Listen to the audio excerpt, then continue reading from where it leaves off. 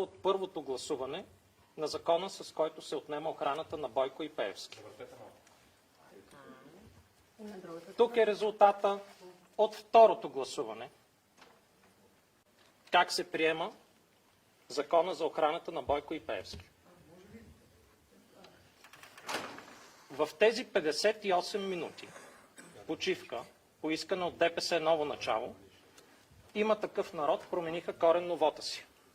Но по-скандалното е, че българската уж социалистическа партия предпочете да дава по 2 милиона лева на година за охраната на Бойко и Пеевски, вместо с тях да се построят 2 нови детски градини. С охраната на единия една, с охраната на другия втора.